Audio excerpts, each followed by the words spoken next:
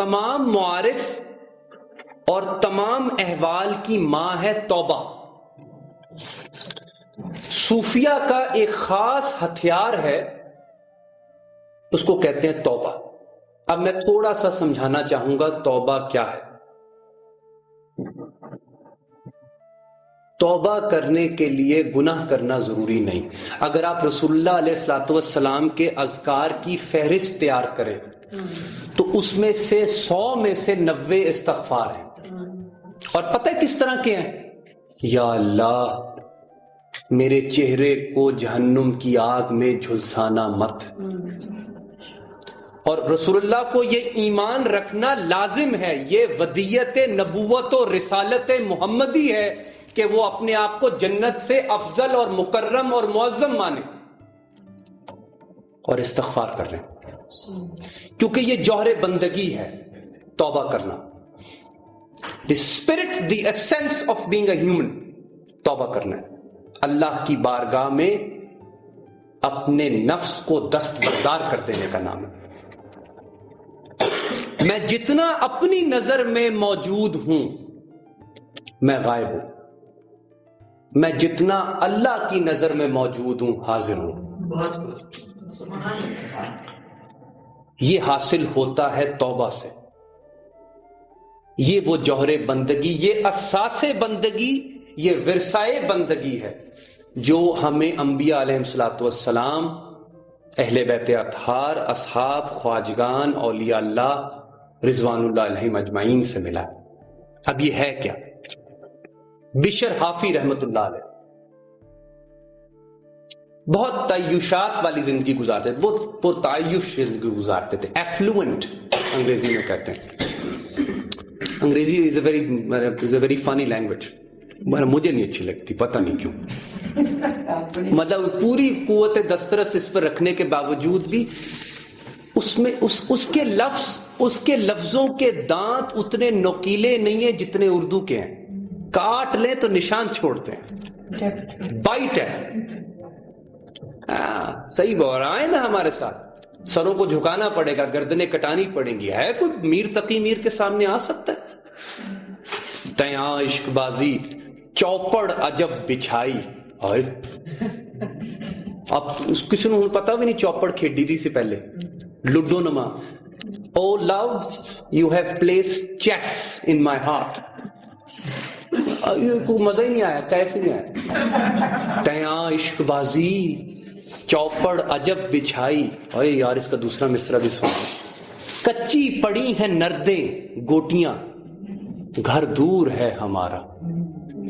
کیا بائٹ ہے پیدا کر. I am so sorry. یہ تو مطلب ہومر بہت، میں مانتا ہوں ہومر اس کی اوڈیسی ایلیاد مطلب تمام فلاسفہ کو پڑھا ہے الحمدللہ، لیکن جو کاٹ امیر خسرو کی دیکھی اور کہیں نہیں دیکھی مثال کے طور پہ. حالانکہ وہ بہت ادنا درجے کے شاعر ہیں، ان سے بہت بڑے شعراء موجود ہیں ہماری روایت میں، لیکن ان کی شاعری کا محبوب نظام الدین اولیاء ہے. کسی اور کا ہے؟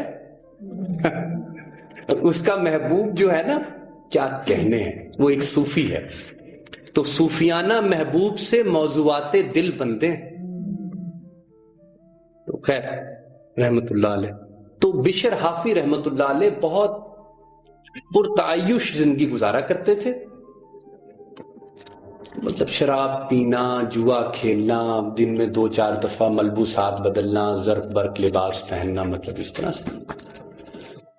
تو ایک دن وہ مطلب عشاء کے بعد وہ اپنے کھیل کھلواڑ سے واپس آ رہے تھے، تو اکیلے رہا کرتے تھے بغداد میں.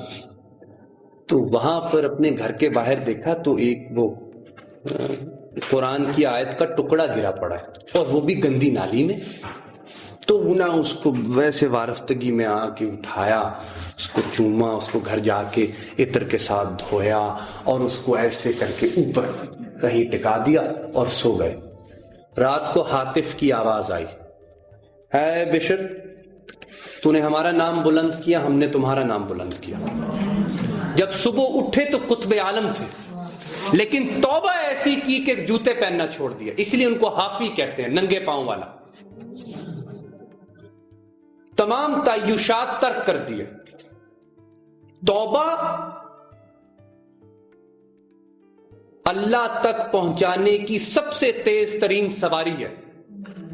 اور بھی ہیں، علم بھی ہے، تشکر بھی ہے، اور بہت ساری سواریاں ہیں، ان کے ہم نام لے سکتے ہیں. ان کے میلانات اور اشکالات پیدا ہوتے ہیں ذہن اور طبیعت کے اندر. لیکن اگر آپ خاطر جمع رکھیں توبہ پہ، تو سب سے سبک رفتار سواری جو اللہ کی بارگاہ میں ٹپ ٹپ کرتے علل ٹپ پہنچتی ہے، وہ توبہ کی. معافی. کون ہے جو آئے؟ فضیل ابن عیاض رحمت اللہ علیہ اور احمد بن حنبل کھڑے ہوتے تھے حضرت بشر حافی رحمت اللہ علیہ کے لیے. امام احمد بن حنبل، اب یہ دیکھیں نا، یہ موضوعات ہیں علیحدہ علیحدہ، تو آپ سمجھ رہے ہیں نا کہ کتنا میں جکڑ محسوس کر رہا ہوں کہ اس پر علیحدہ بات کی جا سکتی. اصل میں یہ شہر اتنا، شہر محمد اتنا بڑا ہے کہ اس کی ہر گلی میں اتنی گلیاں ہیں، لیکن مزہ یہ ہے کہ ہر گلی جا کر اللہ سے ملتی ہے.